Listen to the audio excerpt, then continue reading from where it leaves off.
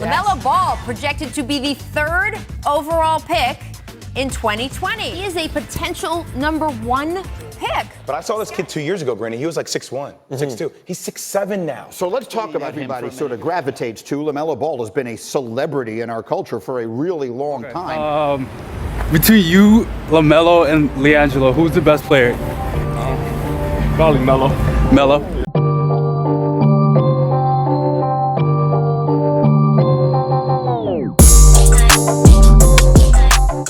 LaMelo Ball and the one flaw in his game. LaMelo Ball has been in the spotlight ever since he was a kid. LaMelo played up against older opponents for years with his older brothers LiAngelo and Lonzo. Very quickly, people noticed that LaMelo had the potential to be an NBA lottery pick if he kept progressing at this rate against older competition. Fast forward to today, and LaMelo will likely go somewhere in the top 5 in this upcoming draft. He's definitely lived up to the hype thus far, but that hasn't come without criticism and concerns from many. LaMelo has perhaps the most non-traditional path of any prospect in recent memory. LaMelo has played basketball in California, Ohio, Lithuania, and Australia. He even played for a league his dad made. Quite the travelogue for an 18-year-old. It's not just the experience that makes him a top-level prospect. It's also his creativity coupled with his next-level instincts that has many franchises salivating at the chance to take him. LaMelo Ball is currently listed at 6'8", 181 pounds, and according to LeVar, he will continue playing point guard despite sprouting up several inches. So with all of this, what is the one flaw that concerns me with LaMelo Ball going forward? Many will expect me to say his lean frame or perhaps his shooting mechanics, but those are things that NBA coaches and trainers will help him correct rather quickly, so I'm not too concerned. My biggest concern is the fact that LaMelo Ball's game may not be portable, and he may need a perfect situation to flourish. Before we get into LaMelo, let me explain what I mean by portability. Portability is defined as the ability to be easily carried or moved. In basketball terms, this means how easy it is to implement you into all types of different situations. For example, a player like Klay Thompson, who drills catch-and-shoot three-pointers, doesn't monopolize the ball, and plays hard defensively, can easily be implemented into any team system because his greatness doesn't come at the expense of others. On the flip side, a guy like Russell Westbrook, who is an erratic shooter at times and very ball dominant, would force teams to adjust their game plans if he were to join their team. LaMelo Ball's game, like most youngsters, is still not polished, even though he's shown eye-opening potential. Even then, there have been some things that have concerned me that make me question his fit on several teams.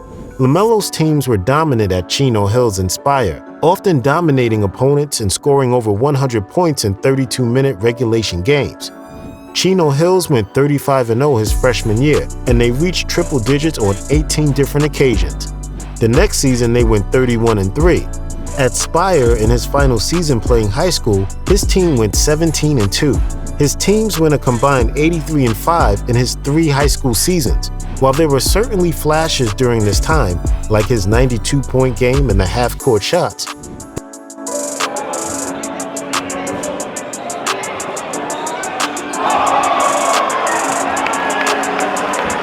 this isn't a realistic way to measure LaMelo's NBA potential.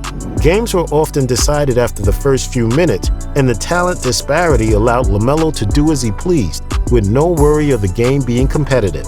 In between his high school seasons, he also had a year in Lithuania, in which he played less minutes as a reserve and was dealing with injuries, so it's hard to knock him for that, especially because he was only 16. So his time in high school and in the JBA allowed him to play how he wanted, while his first stint overseas ended with him on the shelf. Hard to assess a player with that small sample size. The good news for scouts is that LaMelo played in the NBL for the Illawarra Hawks, but the bad news is that he only played 12 games and ended up hurt again. Nonetheless, this was LaMelo playing against grown men alongside other professionals, where his team wasn't always blowing other teams out. In the NBL, LaMelo faced adversity and got first-hand experience as a true professional. To me, this is the most rewarding experience he's received in the last 5 seasons.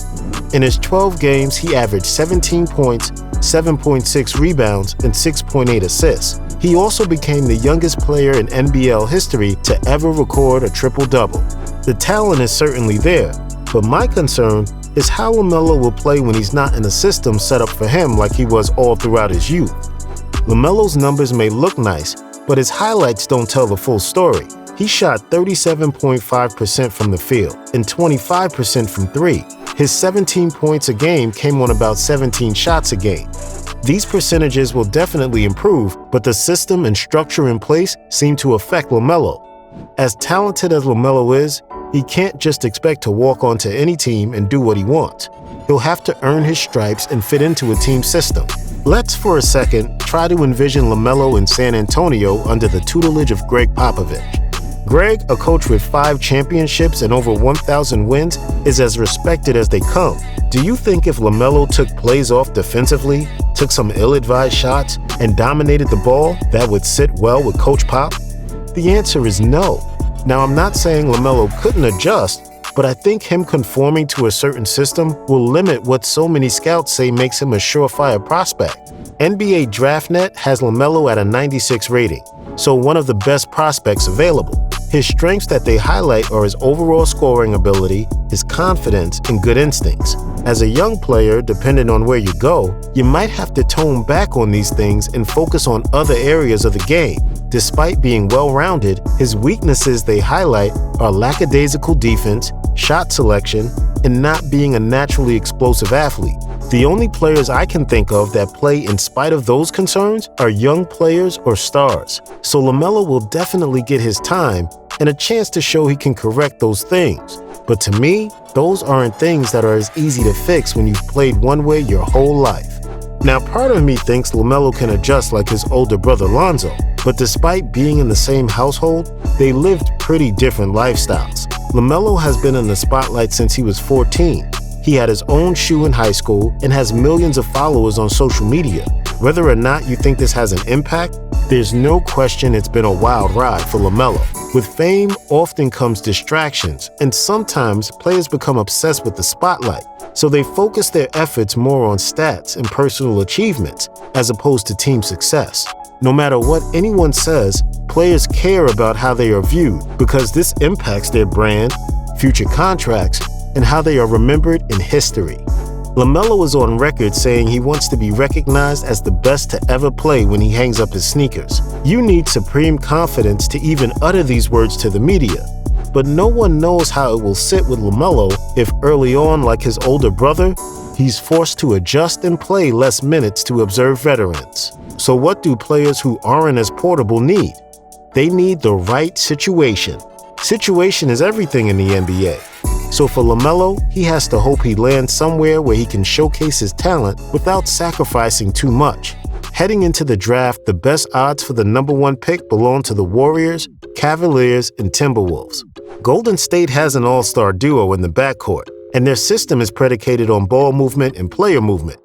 Not the best fit. Cleveland has drafted 2 point guards in back-to-back drafts, so I'm not sure creating a logjam with LaMelo really makes much sense unless they move one of them. Minnesota just got D'Angelo Russell via trade, and I feel like their skill sets overlap, so I'm not sure how well they complement one another. This is the issue I see with LaMelo. As good as he is, I'm not sure which roster he fits on if you were expecting him to play like Lamelo Ball. The next best odds are the Hawks, but that's Trey's team. Perhaps Detroit or New York snags him, but even then, are we confident LaMelo will succeed on franchises who have been poor at decision-making and roster construction for years now? LaMelo might have to change positions or even come off the bench, depending on where he goes. One thing is for certain though, if that happens, LeVar will not be pleased. Ideally, a team with a need for a lead ball handler will take him and would need to give him a chance to make mistakes and learn alongside other young players. This is what happened to Trey when he was given the keys to Atlanta's offense in year 1. 1 year later, he's an all-star starter, nearly averaging 30 a night. Hopefully, LaMelo's first situation is a lot like what Lonzo is exposed to now. Lonzo has been a noticeably improved shooter and confident player in year 3. LeVar doesn't think it has anything to do with leaving the bright lights of LA or getting away from him in particular. He believes Coach Gentry's belief in Lonzo is what made Lonzo flourish. If LaMelo gets that, this concern might not even matter as much. However, if he's put in a situation that isn't tailor-made for him, it's hard to say what we can expect.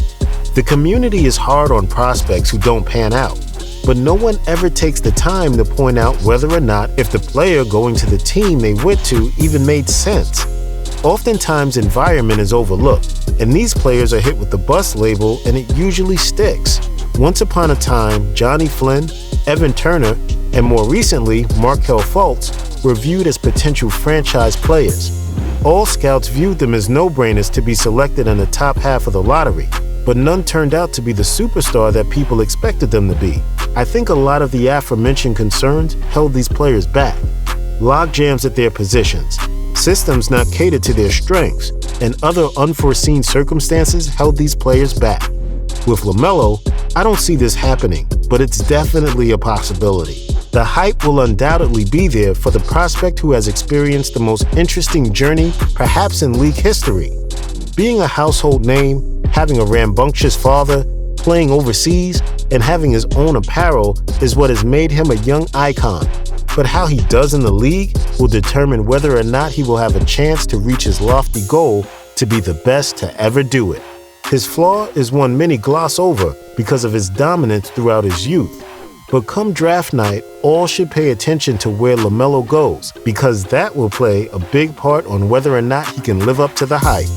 Let us know below where you think LaMelo's ideal fit is. Also, remember to turn notifications on to receive more amazing sports content. We hope you enjoyed our video. As always, we'll see you next time at Baller Central.